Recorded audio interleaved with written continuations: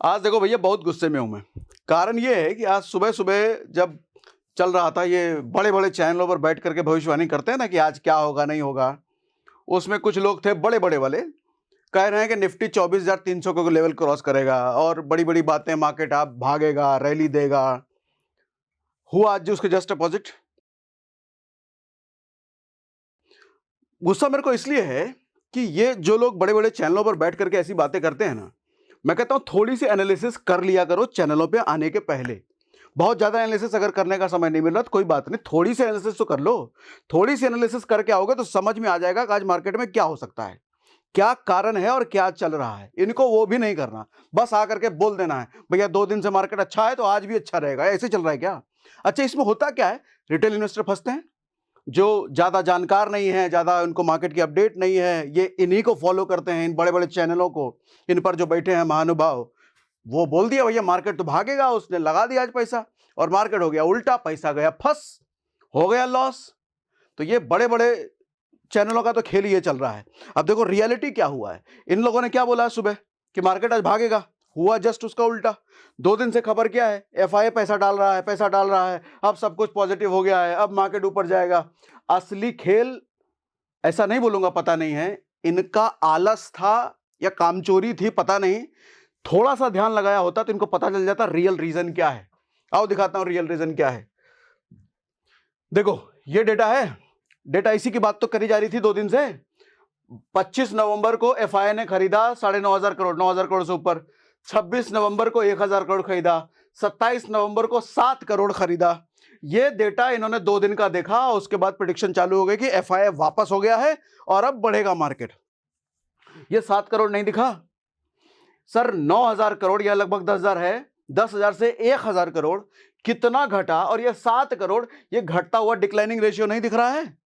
अच्छा, इसका कारण नहीं जानने की कोशिश की कितना डिक्लाइनेशन क्यों है, ये सीधा पे बढ़ेगा ही मार्केट। समझाता हूं इसका रीजन क्या है। देखो क्या हुआ है अभी सर, यहां देखो, ये 25 नवंबर की बात है। थोड़ा सा इसको अगर पढ़ लेते, आपको नहीं कह रहा मैं, इन महानुभावों को कह रहा हूं। No evidence of FII buying yet foreign investors net, मतलब समझाता हूं। हुआ क्या है, एक इंडेक्स होता है, खोल के दिखा देता हूं sir, MSCI India, MSCI India index जरा आपको खोल के भी दिखा देता हूं। एमएससीआई इंडिया इंडेक्स, खेल सारा इसकी वजह से हुआ है। कहां गया, खुला कि नहीं खुला? अच्छा, ये सर्च हो गया।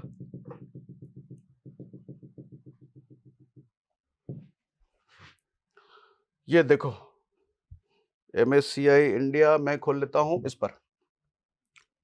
खुल जाओ भैया, खुल जाओ खुल जाओ खुल जाओ। ये देखो सर, ये एमएससीआई इंडिया, ये क्या है, मॉर्गन स्टैनले जो है वर्ल्ड लेवल पे, ये आपको पता है कि इन्वेस्टमेंट वगैरह में इनका बड़ा वो रहता है। तो ये अपने हिसाब से इंडेक्स बनाते हैं। अब जैसे बीएसई इंडेक्स बना के बैठी है, सेंसेक्स, निफ्टी अलग अलग इंडेक्स बनाती रहती है, तो ऐसे ही ये मॉर्गन स्टैनले, दुनिया में इतना बड़ा नाम है इनका, अमेरिका की कंपनी है, तो ये अपने हिसाब से अलग अलग इंडेक्स बनाते हैं ग्लोबल लेवल पे, अलग अलग देशों में अलग अलग अपने पैरामीटर्स हैं इनके, बनाते रहते हैं। तो ऐसे ही इंडिया का भी इंडेक्स इन्होंने बना रखा है, ठीक है। तो इंडिया का इंडेक्स ये बना रखा है इन्होंने। अब हुआ क्या है, ये एमएससीआई इंडिया या एमएससीआई ग्लोबल, ये मॉर्गन स्टैनले को एफआई वाले तो फॉलो करेंगे भैया, उनके देश की कंपनी और ग्लोबल लेवल पे इतना बड़ा नाम है, तो उनको फॉलो कर रहे हैं कि अपना इंडेक्स जो बना रहे हैं ये, उस इंडेक्स में कौन सी कंपनी हटी। इंडेक्स क्या होता है, इंडेक्स कुछ कंपनियों का ग्रुप होता है। निफ्टी 50 में 50 कंपनियों का ग्रुप है, सेंसेक्स में 30 कंपनियों का ग्रुप है। ऐसे ही इन्होंने जो इंडेक्स बना रखा है तो उसमें कुछ कंपनियों का ग्रुप है। तो अब ये एफआई वाले इनको बड़ा क्लोजली फॉलो करते हैं कि इस इंडेक्स में कौन सी कंपनी ऐड हो रही है, कौन सी कंपनी रिमूव हो रही है। रीबैलेंसिंग इसी को तो कहते हैं। कोई भी म्यूचुअल फंड में आप इन्वेस्ट करते हो, म्यूचुअल फंड में डेटा रीबैलेंस होता रहता है ना, आज इस कंपनी को हटा दिया, उस कंपनी में ऐड कर दिया, होता है। इंडेक्स में भी ऐसे ही होता है। तो अभी क्या हुआ है, रीबैलेंसिंग किया है इन्होंने अपने इंडेक्स में। तो अब हुआ क्या है, जब रीबैलेंसिंग करी, कुछ कंपनियों को कान पकड़ के बाहर किया, कुछ कंपनियों को ऐड किया। अब जो नई कंपनियां ऐड हुई हैं एमएससीआई इंडेक्स में, मॉर्गन स्टैनले ने किया है, तो एफआई वालों को कान नहीं खड़केगा, इनको फॉलो कर रहे हैं। तो अरे इस इंडेक्स में ये सब कंपनियां ऐड हो गई हैं, कौन सी ऐड हुई है अभी दिखाता हूं। ये सब कंपनियां ऐड हो गई हैं, तो ऐड जब हुई हैं तो उनको भी अपना पोर्टफोलियो रीबैलेंस करना पड़ेगा, वो भी इन्वेस्टमेंट डालेंगे उन कंपनियों में जो इस इंडेक्स में आई है। कौन सी कंपनियां हैं? ये कंपनियां, ये कहां गए, ये देखो, ये कंपनियां हैं, air conditioner maker Voltas, realty developer Oberoi realty, ये सब कुछ, कल्याण ज्वेलर्स, ये सब कुछ कंपनियां हैं जो एमएससी इंडिया के इंडेक्स में शामिल हुई। अब शामिल हुई तो एफआईआई का नजर है, तो इन पे अपना पोर्टफोलियो भी तो रीबैलेंस करेंगे वो, तो इसमें इन्वेस्टमेंट डालना है उनको। तो इसमें इन्वेस्टमेंट डालना है तो दुनिया को क्या दिखता है? दुनिया को ये दिखता है। तो जब दुनिया को ये दिखता है तो लोग क्या कैसे समझते हैं? एफआईआई वापस आ गया है, अब सब कुछ ठीक हो गया है, अब रैली शुरू हो गई है। अरे वो कारण नहीं था चाचा, कारण एमएससीआई इंडेक्स का रीबैलेंसिंग था। रीबैलेंसिंग में जो कंपनियां ऐड हुई उसमें इन्वेस्टमेंट करना था भाई को। देखो ना, 2 दिन के बाद असलियत नहीं समझ में आ रहा, 7 करोड़ पे आ गया। तो चीजें ठीक नहीं हुई हैं, रैली का माहौल नहीं आया है, सब कुछ पॉजिटिव नहीं हुआ है। कुछ और पैरामीटर अभी दिखाता हूं आपको, और ये कब तक ठीक हो सकता है ये भी थोड़ा अपने जो मेरी समझ है उसके अकॉर्डिंग बात करते हैं। इतना समझ में आ रहा है? तो इन जो बड़े बड़े चैनलों पे बैठे हुए को हम अंधा बन के इनको सुनते हैं, इनको सुनना बंद करो। और हम आप जैसे लोग जब इतने लोगों को फॉलो करते हैं, इतने बड़े बड़े चैनल वालों को, तो ये काम चोरी कर रहे हैं, हरामखोरी कर रहे हैं, पता नहीं। थोड़ी सी एनालिसिस करो तो आप पर जो इतनी बड़ी रिटेल जनता भरोसा करती है, उनका भरोसा नहीं टूटेगा, पैसा नहीं डूबेगा। डूबा ना आज, 2 लाख करोड़ डूबा है आज। अब 2 लाख करोड़ में कितने रिटेल इन्वेस्टर होंगे, कितनों का पैसा डूबा होगा? क्यों? किसी आदमी ने बड़े चैनल पे सुबह खड़े होकर बोल दिया आज तो मार्केट जाएगा ऊपर, 24,300 का लेवल क्रॉस करेगा, ऊपर जाएगा, ले उस पर भरोसा करके पैसा डाल दिया, डूब गया, डूब गया। और ये बड़े चैनलों की बात कर रहा हूं, नाम ले नहीं सकता, दायरा है, लेकिन आप समझ रहे हो। आपने भी अगर सुबह देखा होगा तो कमेंट बॉक्स में लिख देना कौन था वो आदमी और कौन था चैनल जो कह रहा है 24,300 का क्रॉस करेगा आज, ऐसे ही। ठीक है, हाँ ये बात मैंने आपको बता दी। हाल देखो निफ्टी का ये हुआ है, 1.5% टूटा है आज। ये देख रहे हो कैंडल कितने बड़े बड़े बड़े बड़े बड़े बड़े बड़े बड़े बड़े बड़े बड़े। अरे बिकवाली चालू है चचा, कोई नहीं आया वापस, एफआईआई वापस आ गया है। थोड़ी सी देखो, मैं कोई मार्केट का बहुत बड़ा जानकार नहीं हूं, मेरे को ये चीज समझ में आ रही है। तो आप तो जानकार बन के बैठे हो भैया, इतने बड़े चैनल पे, आपको नहीं पता ये चीज? मतलब क्या कुछ खाओ के बैठे हो? खैर यही हाल भैया सेंसेक्स का भी रहा। अच्छा, और क्या मैं दिखा रहा था, साथ में आप आईटी स्टॉक देखोगे तो आज बड़ा पिटा है। कारण क्या है अभी समझाता हूं आपको, मैं कुछ पॉइंटर्स बना करके लाता रहता हूं। आज देखो क्या क्या पॉइंटर्स हम बात करते हैं। सबसे पहली चीज तो मंदी चालू है भैया। क्या मंदी चालू है अभी हम आएंगे सब डिटेल में।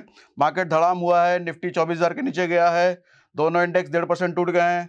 ग्लोबल संकेत से परेशान है बाजार, ग्लोबल सेंटीमेंट खराब है। क्यों है, क्या है, समझाता हूं अभी। रिटेल इन्वेस्टर फंसा आज, बड़े चैनल, ठीक है। ये मॉर्गन स्टैनले वाली पहले बात मैंने आपको बता दी, रीबैलेंसिंग हुआ है। ये कुछ स्टॉक्स हैं, वोल्टास है, ओबेरॉय रियल्टी है, बीएसबीएसई है, कल्याण ज्वेलर्स है, अल्केम लैब्स है, ये सब नए ऐड हुए हैं। इतने बड़े इंडेक्स में जब ये शेयर्स ऐड हुए हैं तो कुछ तो उन्होंने देखा होगा इन शेयर्स में, तो एफआईआई का भी जाएगा ना पैसा इसमें, भैया उनको फॉलो कर रहे हैं वो, ठीक। No US federal bank rate cut. अच्छा देखो, दुखी की बात क्या है, अपने इंडिया में अक्टूबर का डेटा का तो हमने बात करा है कि महंगाई एकदम पीक पर है। यूएस में भी भैया महंगाई बढ़ी हुई है, यूएस में महंगाई बढ़ी है और रेट कट होने का कोई आसार है नहीं। फेड रेट कम होगा कोई आसार नहीं है। मतलब जैसे अपने आरबीआई का रेपो रेट जैसा होता है वैसे फेड रेट बोलते हैं उसको। फेड रेट कट नहीं होगा तो महंगाई बनी रहेगी या महंगाई और बढ़ सकती है यूएस में। और जब यूएस में महंगाई बढ़ेगी तो ग्लोबल सेंटीमेंट खराब होगा, बाजार दुखी होगा, महंगाई किसी को पसंद नहीं है। जब यूएस में चीजें बिगड़ेंगी तो उसका असर तो पूरे ग्लोबल मार्केट पर पड़ता है, ठीक है। तो एक बड़ा कारण ये भी है, महंगाई का यूएस में असर है भैया, तो उसका ग्लोबल सेंटीमेंट बिगड़ेगा। और रीजन क्या है बताता हूं, यूएस की एक टैरिफ वॉर भी है, चालू है। टैरिफ वॉर समझते हो ना, हमने बहुत डिटेल में वीडियो किया था इस पर। तो अभी क्या हुआ है, चाइना पर 10%, कनाडा और मैक्सिको पर 25% एडिशनल टैरिफ लगाने की ट्रम्प चाचा ने दे दी है धमकी। अब ट्रम्प चाचा क्या है, अपने मस्त रहते हैं, बॉस हैं वो, उनको क्या कुछ बोल देगा। कभी मन किया है इस पर 25% लगाओ, लाओ 2 घंटे में इसको हटाओ, अपना दोस्त है उसको हटा दो। कभी मन किया इसको 50% लगाओ, मैं हटा दो।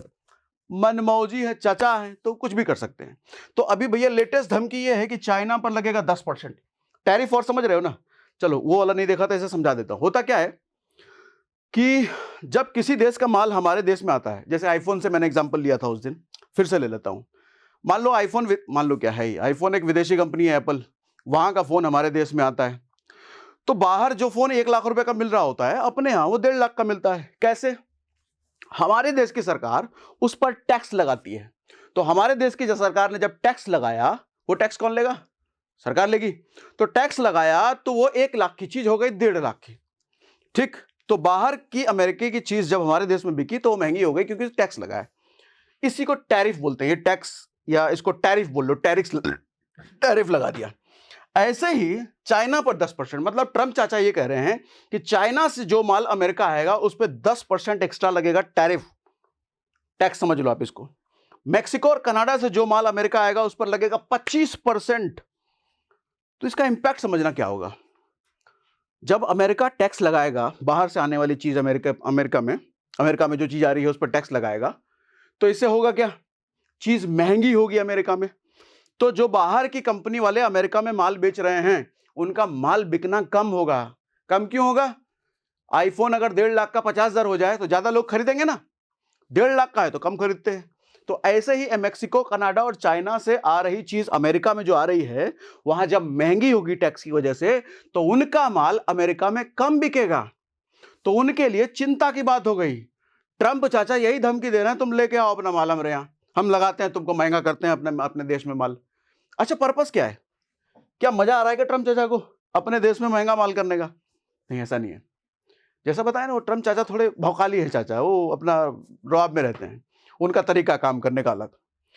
तो वो कहते हैं कि हमारे देश का माल तुम्हारे यहां जा रहा है, उस पर तुम टैक्स लगा रहे हो, तो ठीक है तुम आओ हमारे यहां, उस पर लगाते हैं। ये बेसिकली एक टैरिफ कम करने का नेगोशिएशन का तरीका है कि तुम हमारा माल अपने देश में सस्ता नहीं करोगे, तुम्हारा माल हम इधर महंगा कर देते हैं। तो मजबूरी में उधर भी माल सस्ता होगा, तो यूएस अमेरिका का माल उनके देश में सस्ता होगा तो उनके देश में ज्यादा बिकेगा। ये सब एक तरीका है। तो जब ग्लोबल लेवल पे ऐसी धमका धमकी चलती रहती है तो ग्लोबल सेंटीमेंट खराब होता है, देशों को समझ नहीं आता भैया क्या होगा क्या, तो अनसर्टेनिटी का माहौल, पता नहीं होगा ना क्या होगा। तो जब जब शेयर बाजार, जब जब ग्लोबल मार्केट में अनसर्टेनिटी आएगी, उसका सीधा इंपैक्ट आपको शेयर बाजार पर दिखता है, सीधा इंपैक्ट। शेयर बाजार खराब होगा, गिरेगा। और जब जब सर्टेनिटी आएगी, हाँ मार्केट तो फिक्स है भैया, अच्छी सरकार आ गई, सब कुछ अच्छा हो गया, धमका धमकी नहीं चल रहा, शेयर मार्केट देखो भागेगा। ठीक, ये समझ गए। तो ग्लोबल सेंटीमेंट खराब है, तो जिसकी वजह से भी आईटी सेक्टर का बुरा हाल है चाचा। जब यूएस में महंगाई बढ़ेगी, जब यूएस में अनसर्टेनिटी है, तो आईटी का तो बड़ा एक्सपोजर हमारे यूएस में, उधर बड़ा काम होता है, तो सीधा आईटी सेक्टर पर असर पड़ेगा। आईटी सेक्टर आज देखो क्या हुआ है, टीसीएस महंगा हुआ है, विप्रो महंगा हुआ है, इन्फोसिस महंगा हुआ, इन्फोसिस 3.5% महंगा हो गया आज, सॉरी गिर गया, उल्टा बोल दिया मैंने, गिर गया, महंगा नहीं, वो गिर गया। तो चीजें जितनी अनसर्टेन होगी खराब होती हैं, फिर शेयर मार्केट पर असर पड़ेगा। ऐसे ही डीआईए का हुआ क्या, पिछले 1 महीने में अगर आप देखो, अक्टूबर के महीने में 1,14,000 करोड़ की लगभग बिकवाली एफआईआई ने करी, लेकिन डीआईए ने बचाया 1 लाख करोड़ के ऊपर का माल इन्होंने खरीदा। तो एक सपोर्ट बैलेंस बनाए हुए रखा था, एक आदमी एक एफआईआई बेच रहा है, डीआईए हमारा देसी इन्वेस्टर बचा रहा है मार्केट को। लेकिन कब तक बचाए भैया, इनकी हिम्मत भी तो टूटेगी कि बेचे ही जा रहे हैं, बेचे ही जा रहे हैं, बेचे ही जा रहे हैं। ये भी, इनको भी नहीं समझ आ रहा कहां तक मार्केट गिरेगा, ये गिराए जा रहे हैं मार्केट। तो अब ये भी थोड़े सहम गए कि अब रुको भैया, बहुत पैसा लग गया, बहुत पैसा लग गया, पता नहीं मार्केट कहां तक गिरेगा, रुक जाओ। तो इन्होंने क्या किया है, डीआईए का इनफ्लो तो कम हुआ ही है। इस महीने नवंबर की बात करो तो डीआईए ने सिर्फ 30,000 करोड़ की खरीदारी करी है। कहां 1 लाख करोड़ से 30,000 पर आ गए, 70,000 करोड़ कम कर दिया इस महीने। क्या अनसर्टेनिटी है, इनको भी नहीं समझ आ रहा मार्केट और कितना नीचे जाएगा। और कोई न्यूज चैनल पे पड़े हो, अरे निफ्टी 24,300, भांग खा के बैठे ऐसे लोग, और रिटेल इन्वेस्टर का पैसा लुटवाने के लिए बैठे हैं। तो इन चैनलों को देखना बंद करो, ये बड़े बड़े वालों को, सब भांग खा के बैठते हैं। ठीक है, फरवरी में बजट भी आएगा, तो डीआईए की एक उम्मीद ये भी है कि फरवरी में जो बजट आएगा वहां पर कुछ पॉजिटिव इंपैक्ट होगा। तो कुल मिला के मेरी एनालिसिस जो कहती है, ये ऊपर नीचे का जो खेल है, ये फरवरी तक चलने वाला है, ऐसा मुझे लगता है। क्योंकि अभी देखो, जनवरी में शपथ ग्रहण होगा चाचा जी का, ट्रम्प चाचा का, फरवरी में अपने यहाँ बजट है, तो इवेंट्स बैक टू बैक हैं, पॉजिटिव नेगेटिव करने वाले सेंटिमेंट्स बैक टू बैक हैं। तो फरवरी तक कोई माइका लाल ये नहीं कह सकता कि मार्केट ऊपर ही जाएगा या मार्केट नीचे ही जाएगा, कुछ नहीं कहा जा सकता। ऊपर भी हो सकता है, नीचे भी हो सकता है। और टीवी पे कोई आकर के बोले ना आज तो तोड़ देगा, आज तो ये क्या करोगे पता नहीं, टीवी पे क्या ही कर सकते हो। ठीक है, तो कमेंट बॉक्स में लिख के बताइएगा वो उनका नाम अगर आपको पता है जो टीवी पर भाषण देते हैं और कौन से चैनल वाले हैं। मुझे बहुत बहुत गुस्सा है भैया, रिटेल इन्वेस्टर को खा गया आज पैसा, उस आदमी खा गया, वो खुद खाया कि पता नहीं, लेकिन मार्केट से तो खवा दिया उस आदमी ने। एक आदमी नहीं है, 2-3 आदमी हैं और बड़े बड़े चैनल वाले हैं, सब मिली भगत एक जैसे सुर में करते हैं। ठीक है, तो ये थी आज की खबर, आज का अपडेट। मार्केट नेगेटिव सेंटीमेंट है, सेंटीमेंट आगे भी रहेगा। एफआई का डेटा देख करके, जो डेटा मैंने आपके साथ शेयर करा, आप खुद समझ सकते हो कि क्या पॉसिबिलिटी है आगे। ठीक है, बस भैया आज के लिए इतना ही।